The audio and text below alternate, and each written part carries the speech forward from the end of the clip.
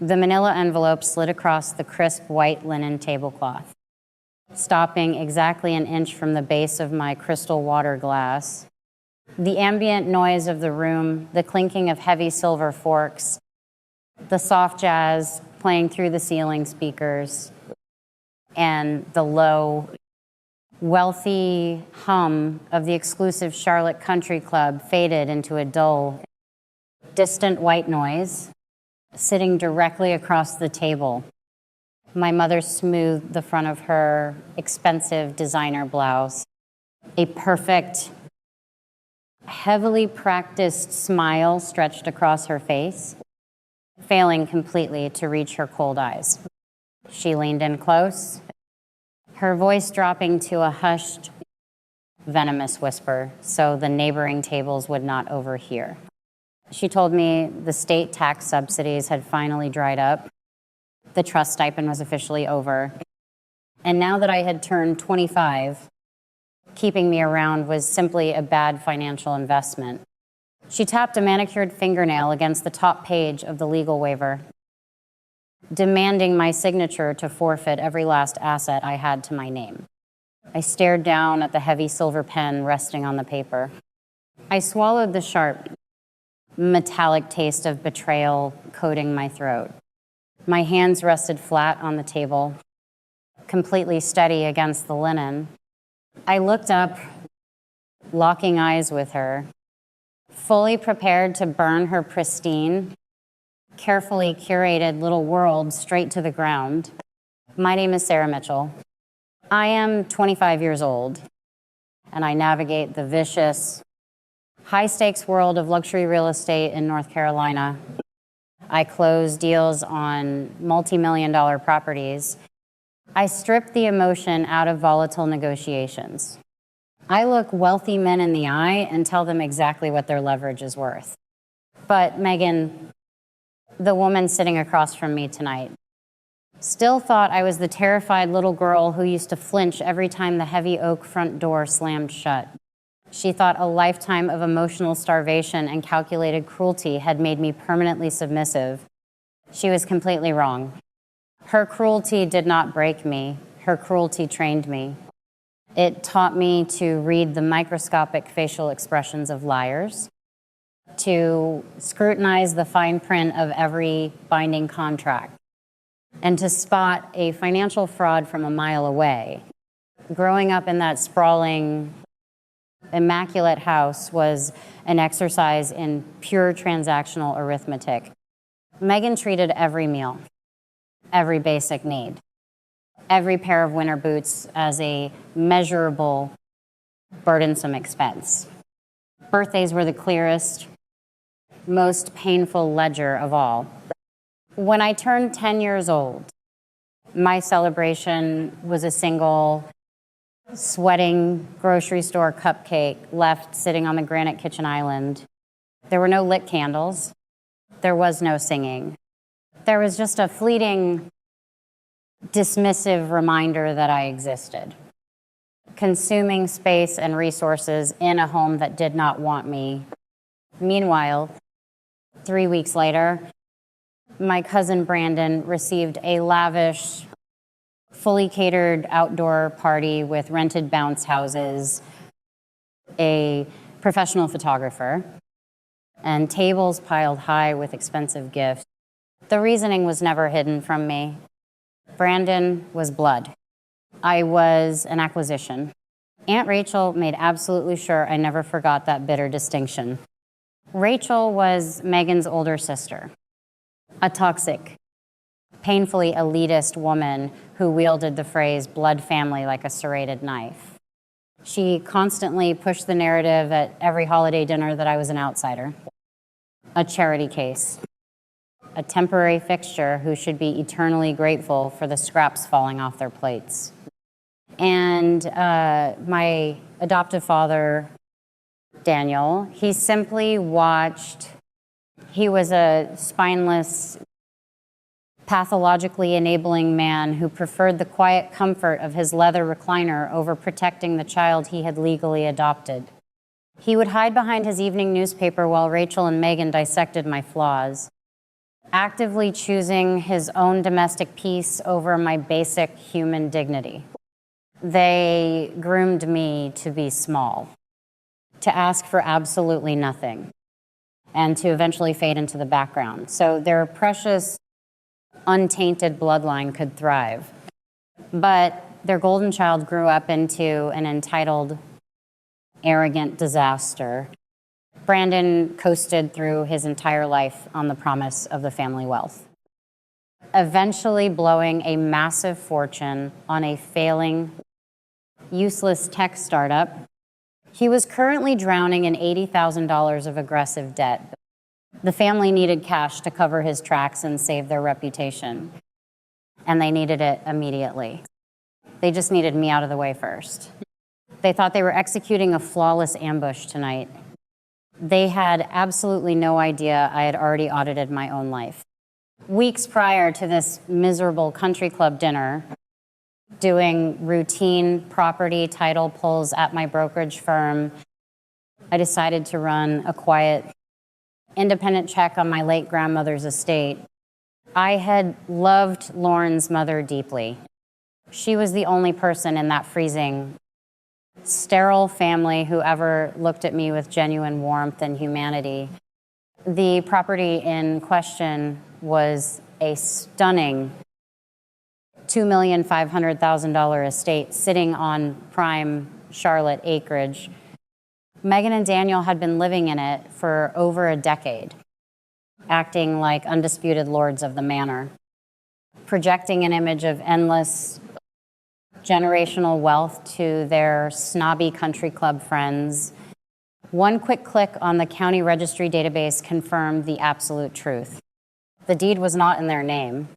The trust documents were crystal clear, legally binding, and completely irrefutable. Megan and Daniel were only receiving a modest, temporary caregiver stipend to maintain the property and raise me.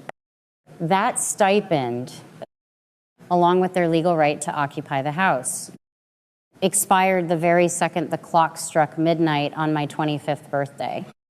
The entire estate, every single brick, every manicured lawn, and every dime of the remaining trust transferred irrevocably and completely to me. I did not call them to confront the lie. I did not scream into the telephone or demand tearful answers. I acted like the top-tier, ruthless real estate broker I am. I used my own personal savings to put a brilliant, aggressive real estate attorney on retainer. We drafted a formal, legally binding 30-day notice to quit. It was officially notarized, stamped by the state, and completely bulletproof. While quietly securing my financial independence, I also pursued my emotional freedom.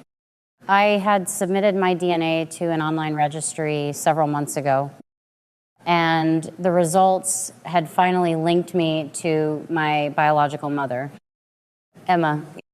The first time we met, sitting nervously in a quiet downtown coffee shop, she did not ask me for a single dime. She did not interrogate me about my career or my bank accounts.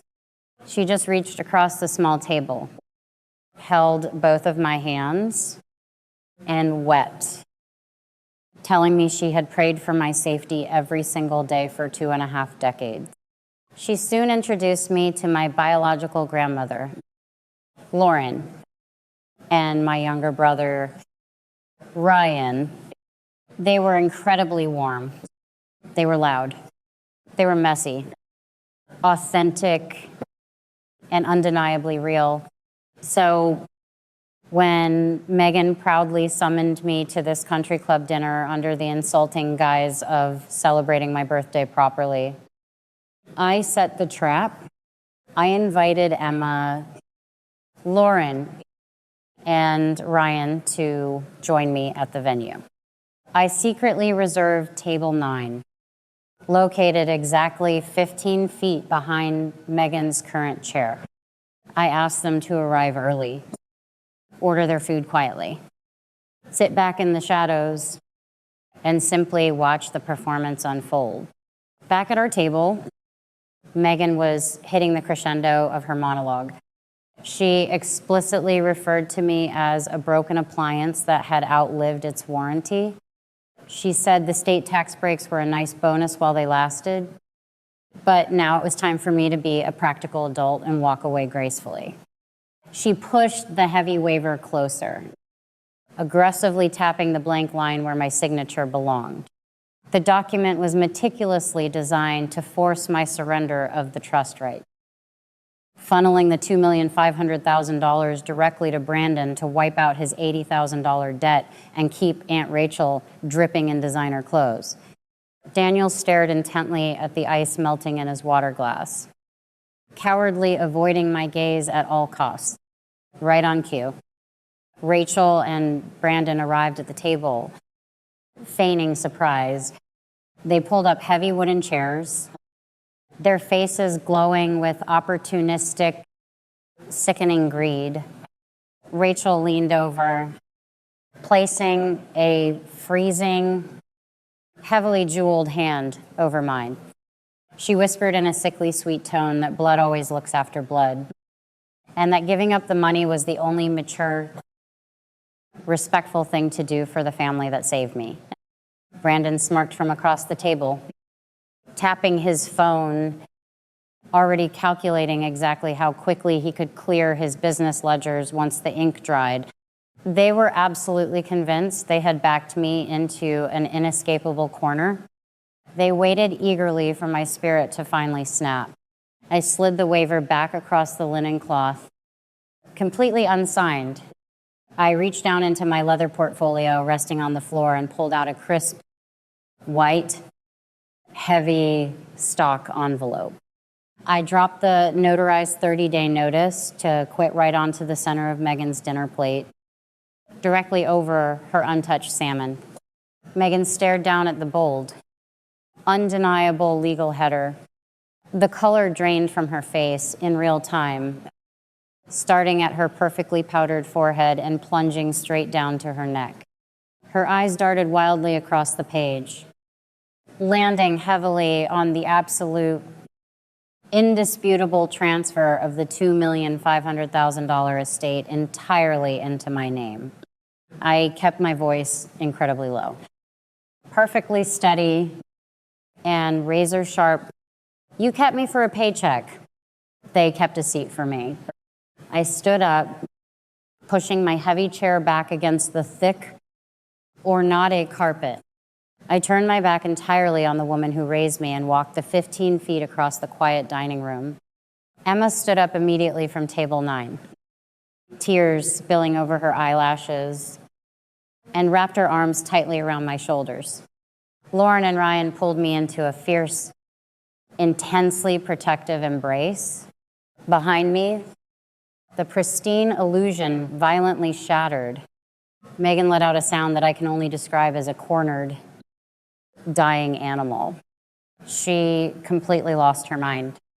The immaculate, image-obsessed socialite began screaming hysterically about stolen money, ungrateful brats, and wasted investments in the dead center of the fine dining room. Every single head in the elite country club snapped toward her table. Wealthy peers, local politicians, and viciously gossiping neighbors stopped eating, watching in utter shock and disgust as Megan completely unraveled, showing the entire room exactly what kind of monster she truly was. Rachel and Brandon realized instantly that the money was gone forever. Their financial lifeline was completely dead. Instead of comforting their precious, hysterical blood relative, Rachel grabbed her expensive designer purse, hissed loudly that Megan was embarrassing them, and practically dragged Brandon out the side exit toward the valet. They abandoned her in a matter of seconds to save their own fragile social standing. But pure narcissists do not accept defeat gracefully. Exactly 1 week later, Megan tried to strike back, refusing to accept her impending, humiliating eviction. She attempted to bypass the legal system entirely. She planned to sabotage the property before her 30 days were up. She hired 3 off-the-books, sketchy contractors to break into the estate and strip it of its luxury fixtures. She wanted to rip out the imported crystal chandeliers, the custom kitchen appliances, and the expensive copper piping to sell for quick cash and leave me with a gutted, worthless shell of a home. She genuinely thought she had outsmarted me. She completely forgot who she was dealing with. The exact moment I turned 25 and the property title legally transferred, I assumed full control of the estate's utilities and security. I had instantly routed the home's covert, cloud-backed smart security camera system directly to my personal cell phone. I was sitting peacefully at a sunlit outdoor cafe with Emma, sipping a warm cappuccino, when the motion alerts rapidly chimed in my pocket. I pulled out my phone and watched the live feed in crisp, high definition. Megan was frantically directing 2 men with heavy iron crowbars inside my grand foyer. I did not call her to argue. I did not rush over in a panic to confront her physically. I simply tapped the screen, downloaded the high-resolution footage directly to a secure cloud server, and dispatched the Charlotte Police Department to the address, reporting an active, verified felony burglary in progress. The police arrived in exactly 6 minutes. They caught Megan completely red-handed, screaming frantic orders at her hired thugs as they tried to detach a television from the wall. They hauled her out of the upscale neighborhood in heavy steel handcuffs, shoving her aggressively into the back of a flashing squad car right in front of her nosy, highly judgmental neighbors. The destruction of her precious, carefully guarded public image was absolute and permanent. My attorney handed me the final stamped injunction the very next morning at her downtown office. She looked me in the eye, told me Megan was legally barred from the premises under threat of immediate imprisonment, handed me the final invoice, and stated clearly that her billable hours were officially done.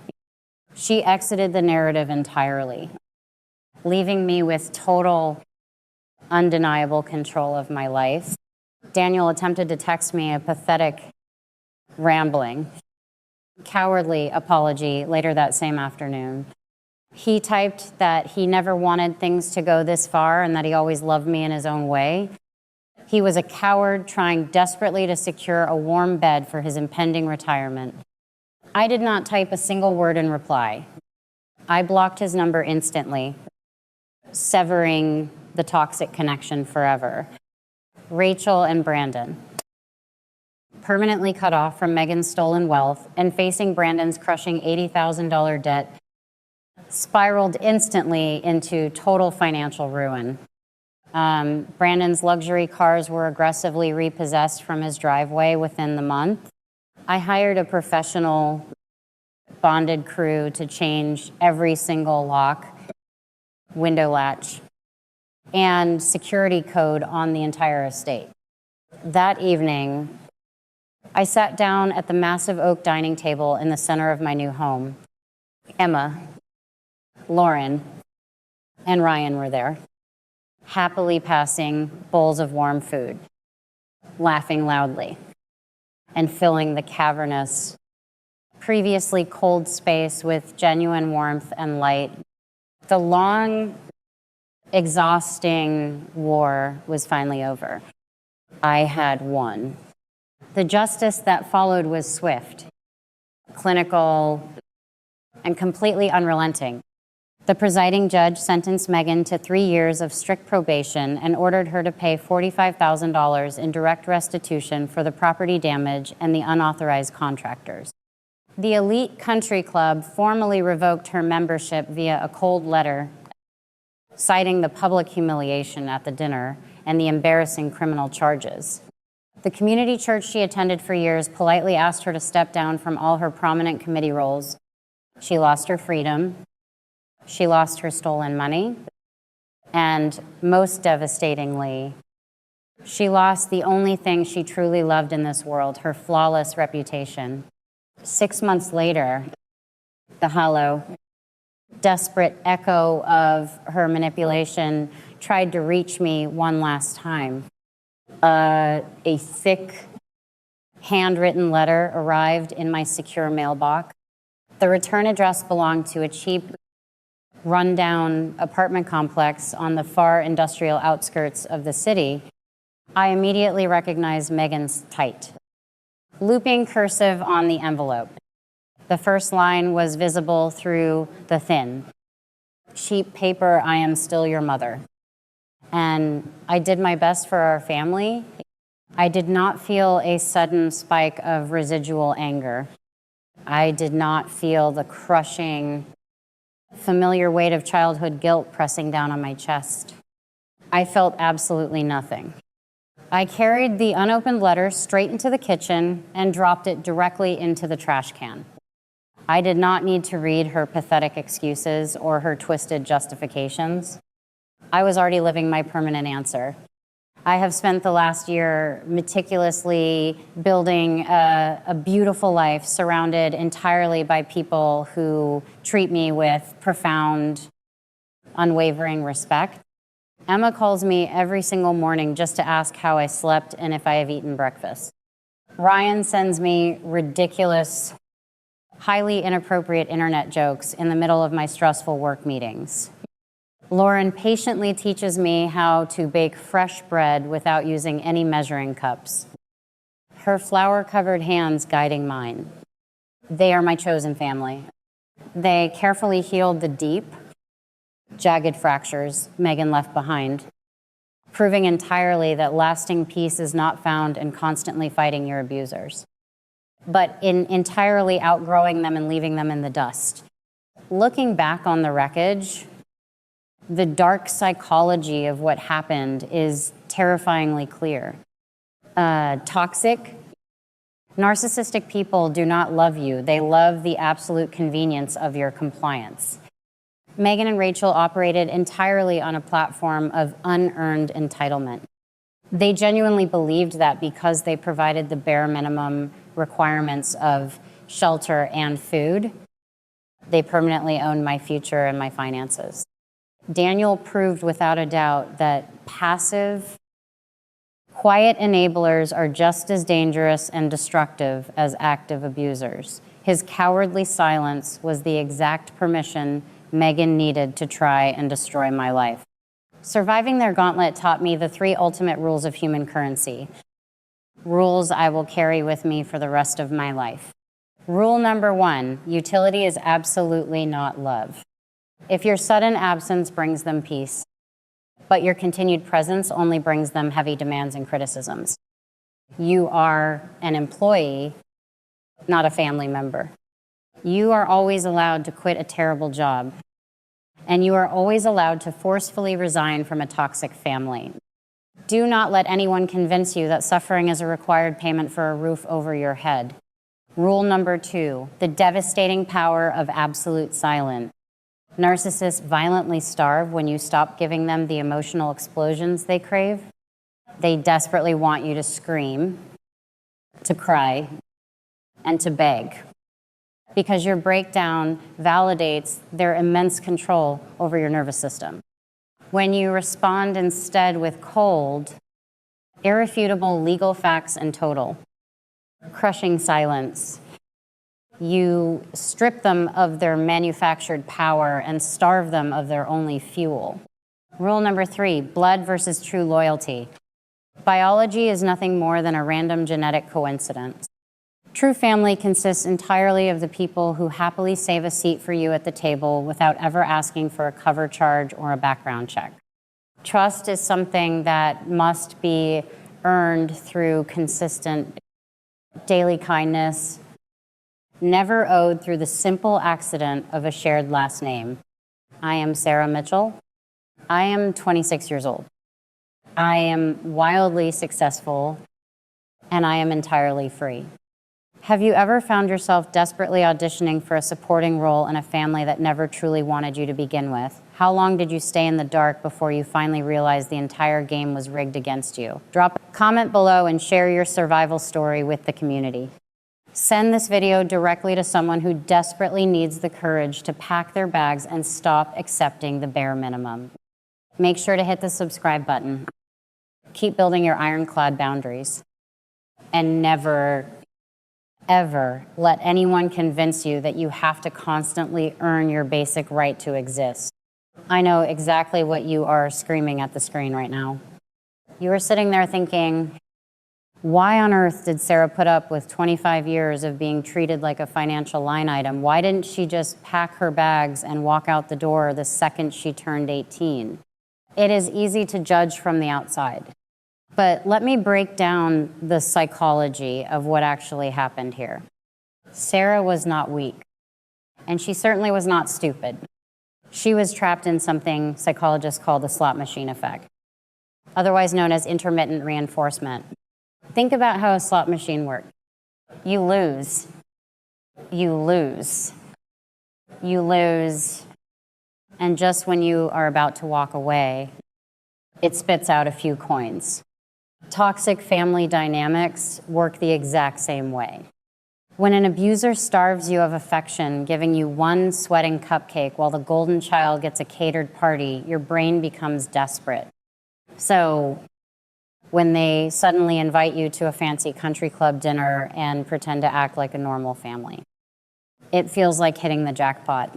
Narcissists keep you hooked by paying out just enough crumbs of hope to keep you pulling the lever. But Sarah eventually stopped playing their game. And how she executed her exit is a masterclass in financial self-defense. Let's look at her street smart moves. First, she used the audit strategy. Narcissists and financial manipulators rely entirely on the dark. They want you to take their word for it. They want you to believe their version of the will, their version of the debt, their version of reality. Sarah did not argue with Megan.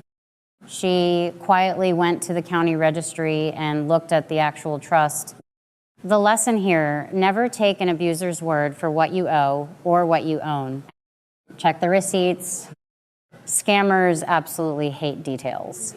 Second, she focused on investing in freedom. Sarah did not try to DIY her escape. She used her own hard-earned savings to put a ruthless real estate attorney on retainer. She paid for that 30-day notice to quit. Listen to me closely. Sometimes the best financial investment you will ever make in your entire life is paying a professional to build an ironclad legal brick wall between you and your abuser. Finally, she mastered the art of building the case. When Megan tried to strike back and strip the house of its fixtures, Sarah did not rush over to have a screaming match. She did not fight crazy with crazy. She simply transferred the smart security system to her phone, sat at a cafe, and let the high-definition cameras do the talking. She let the police handle the trash. Undeniable. Time-stamped evidence will always beat emotional outbursts. Here is the ultimate verdict. A family tree does not give anyone the legal or moral right to treat you like a rental property. Self-worth is not just a warm, fuzzy, emotional state. It is your greatest financial asset. The moment you realize your own value, you stop giving toxic people a discount on your life. If you have ever had to audit a toxic relationship or walk away from a table that only wanted to use you, drop a comment below. Share your story. Your survival might be the exact blueprint someone else needs to hear today. Hit that subscribe button for more real talk, and I will see you in the next one.